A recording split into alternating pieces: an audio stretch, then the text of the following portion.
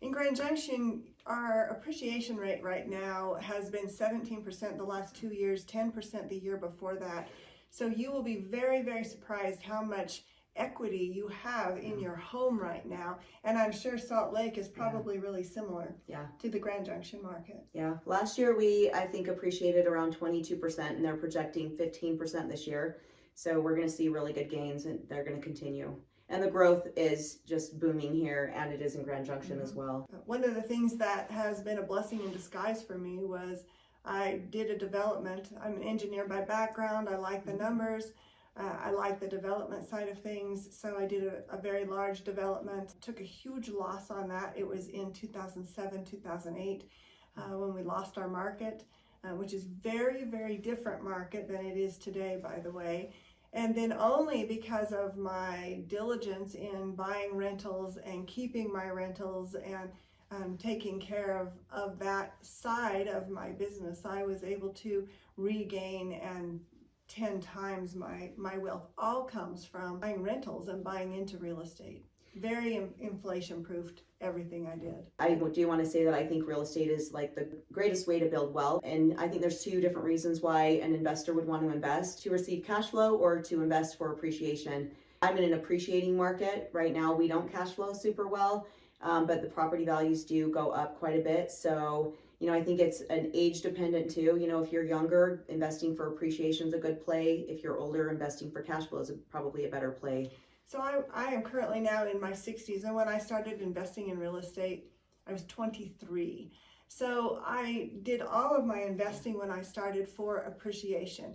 I said when I bought something and I had to feed it a couple $100 a month, that was my forced savings account. And then as I got older and I got to a point where I said, okay, I may retire when I'm in my late 60s, I have shifted everything in my portfolio from an appreciation standpoint to a cash flow standpoint. So you have to consciously make that choice as to where you are in life and say, okay, what am I doing with this asset? Where does it need to be in the next 5 years? And how do I shift that?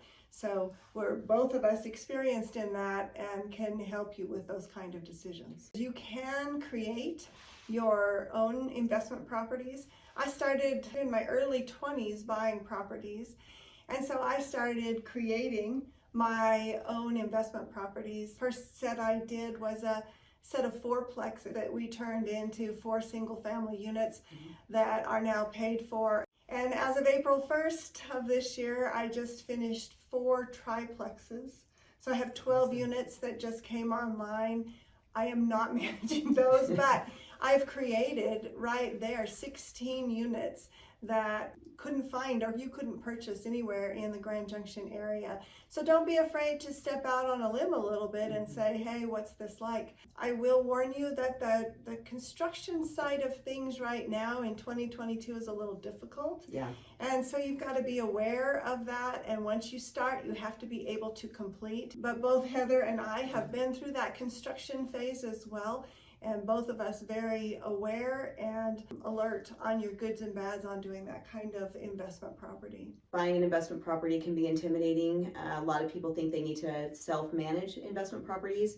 And there are so many amazing property management companies out there that can do that for you, so you don't get the calls in the middle of the night when the water heater breaks or the furnace goes out.